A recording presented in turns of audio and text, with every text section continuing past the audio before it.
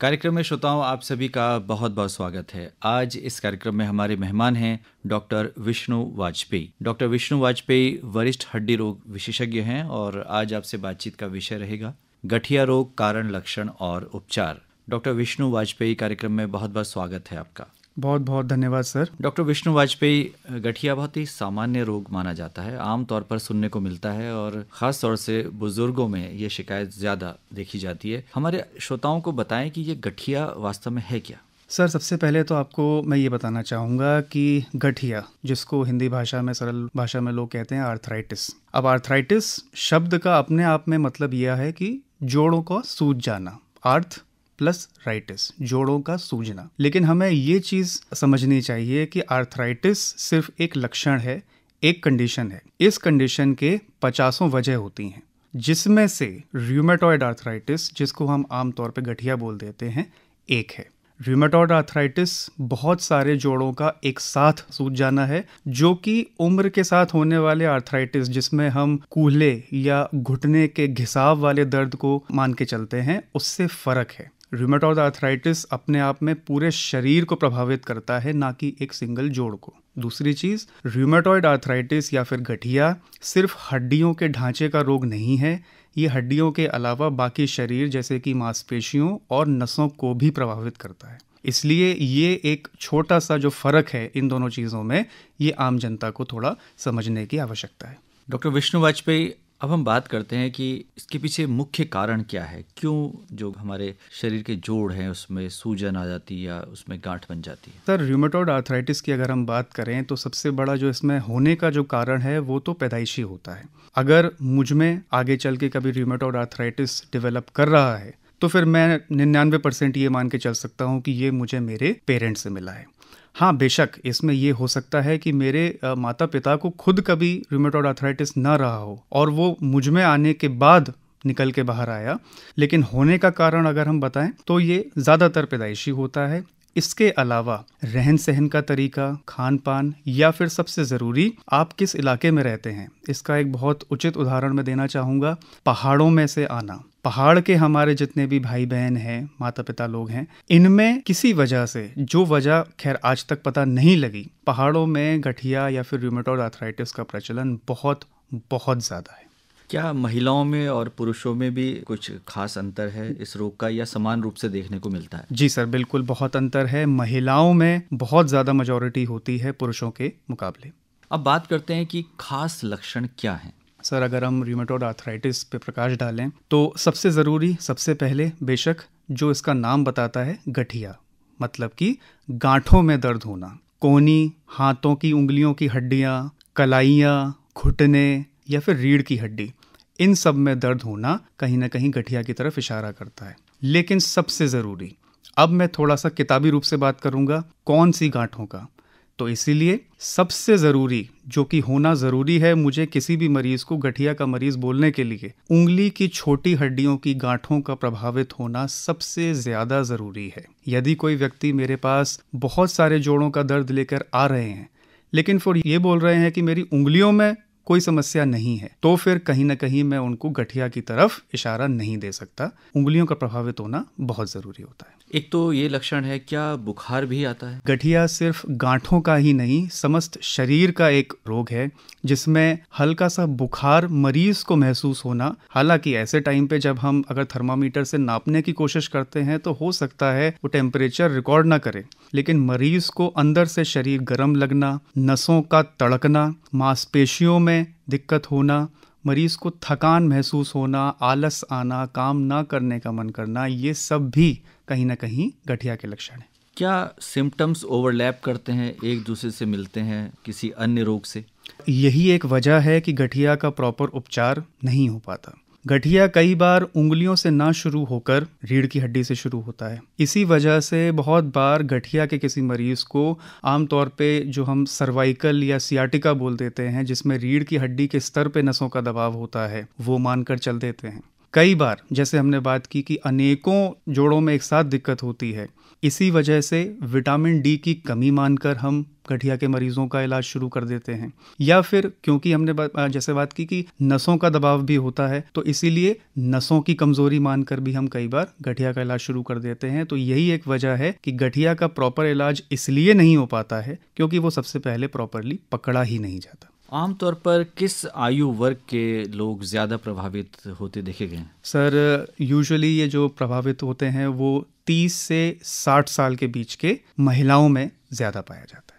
रोग पहले से ही शरीर में होता है? बेशक, रोग ऐसी चीज़ है, जैसे हमने बात की कि ये जेनेटिक होता है, हमारी जीन्स में कहीं ना कहीं आता है। तो ये रोग शरीर में हमारे जन्म के साथ ही शुरू होता है और हमारी मृत्यु के साथ हमारे साथ जाता है, लेकिन शरीर में इसके लक्षण आने की जो आयु है वो 30 से 60 के बीच में ज़्यादातर रहती है।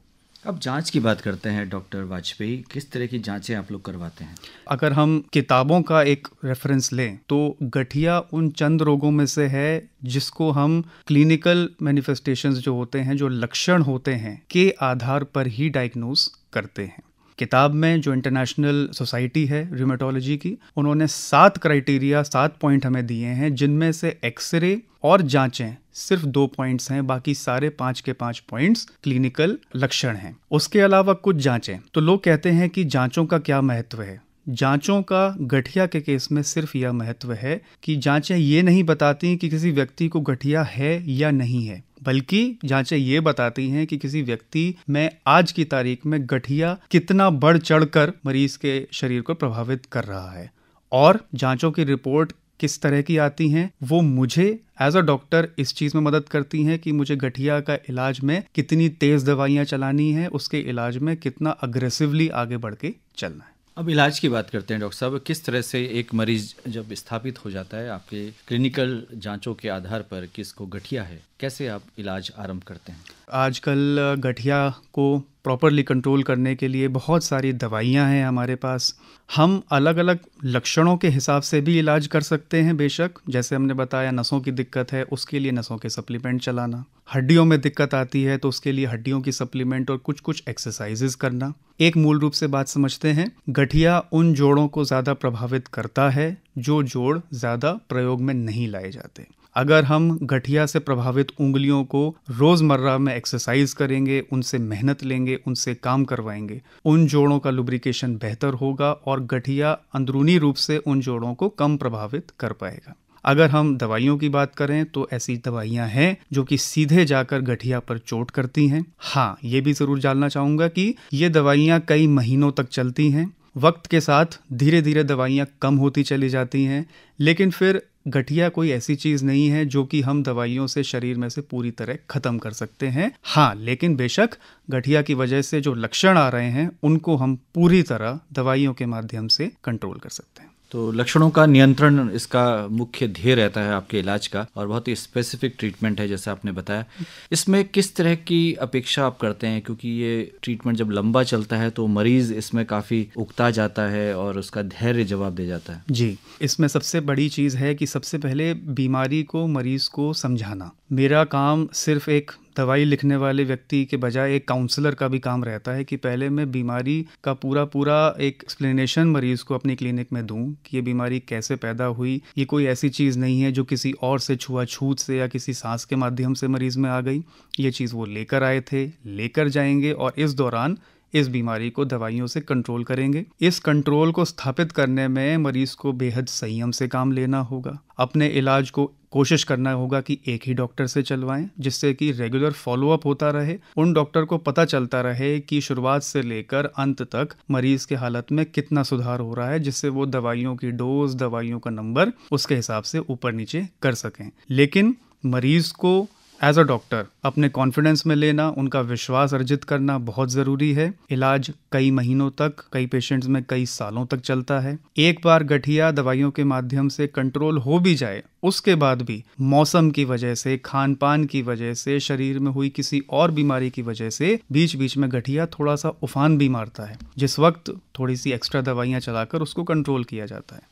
आपने मौसम की बात की डॉक्टर वाजपेयी। आमतौर पर देखा जाता है कि सर्दियों में दिक्कत ज़्यादा हो जाती है। जी, सर्दियों में इन जनरल अगर हम जोड़ों की बात करें, नसों की बात करें या मांसपेशियों की बात करें, ये सब दिक्कतें स्पेशली वृद्ध लोगों में बढ़ जाती हैं। जोड़ों की जकड़न होना, नसों में अकड़न होना, मांसपेशियों का दर्द होना, ये सब चीज़ें मौसम के ठंडे होते ही बढ़ जाती हैं। और जिन व्यक्तियों में पहले से गठिया शरीर में स्थापित है, वो प्रॉब्लम कई गुना और बढ़ जाती है। इसीलिए सर्दी का गठिया से सीधा कोई ताल्लुक तो नहीं है, लेकिन हाँ, मरीज के लक्षणों में सर्दी और गठिया ये दोनों मिलकर बहुत दिक्कतें पैदा कर सकते हैं। डॉक्टर साहब, इसमें खान पान किस प्रकार का होना चाहिए? क्या कुछ परहेज आप सुझाते हैं अपने मरीजों को? जी, परहेज के तौर पर हम परहेज एज सच तो ऐसा नहीं बोलते, लेकिन हम ये ज़रूर बोलते हैं कि मरीज ऐसा खाना खाएं जिसमें एंटीऑक्सीडेंट्स की मात्रा ज़्यादा हो। गठिया अपने आप में जब जोड़ों में जाता है तो वहाँ पे सूजन पैदा करता है। सूजन अपने आप में एक ऑक्सीडेटिव टाइप का डैमेज होता है। इसीलिए अगर हम जितनी भी हरी पत्तेदार सब्जियाँ, ताज़ा फल, जूस, ऐसी चीज़ें खाएंगे तो उससे शरीर में एंटीऑक्सीडेंट्स की मात्रा बढ़ेगी और कहीं ना कहीं गठिया पे थोड़ा सा विराम लगने का चांस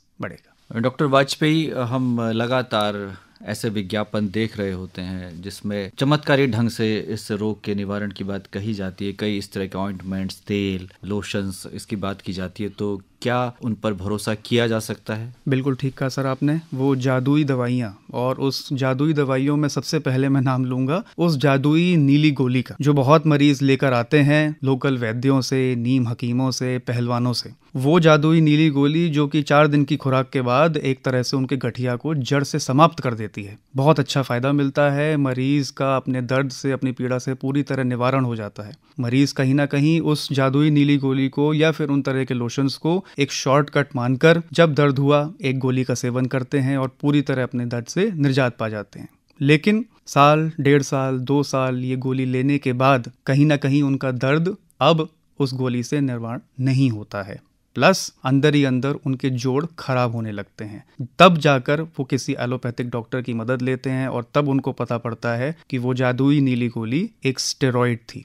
स्टेरॉइड हम अपने इलाज में भी यूज़ करते हैं, लेकिन उसको इलाज के तौर पे यूज़ करने का एक तरीका होता है, एक डोज होती है, एक वक्त की सीमा होती है जब तक उसे यूज़ किया जाता है। गलत तरह से यूज़ करने पर स्टेरॉइड के बहुत ज़्यादा साइड इफ़ेक्ट्स होते हैं। हमारे देश में पर्टिकुलरली अगर हम बात करें तो नीम हकीमों के लिए ये बहुत ही आसान तरीका है मरीज़ के दर्द को ठीक कर देने का, और इसीलिए इसका सेवन बहुत ज़्यादा होता है। लेकिन लॉन्ग टर्म की बात करें तो ये अंदर ही अंदर पूरे शरीर को खोखला कर देता है। तो डॉक्टर विष्णु वाजपेयी, अंत में हमारे श्रोताओं से क्या कहना चाहेंगे आप? सर, मैं यही कहना चाहूँगा कि अगर किसी व्यक्ति को जिन लक्षणों के बारे में हमने बात करी, अगर उनमें से कोई भी चीज़ें होती हैं तो वो एक एलोपैथिक डॉक्टर को दिखाएं। ऐसे बोलते हुए मैं अपने बाकी चिकित्सा पद्धतियों की बुराई नहीं कर रहा हूँ, जो अपने कला में माहिर हैं वो उनकी जगह बहुत अच्छे हैं, लेकिन रूमेटॉइड आर्थराइटिस या फिर गठिया को लक्षणों के आधार पर पकड़ना और जल्द से जल्द उनका उचित उपचार शुरू करना शरीर के लिए बहुत ज़रूरी है।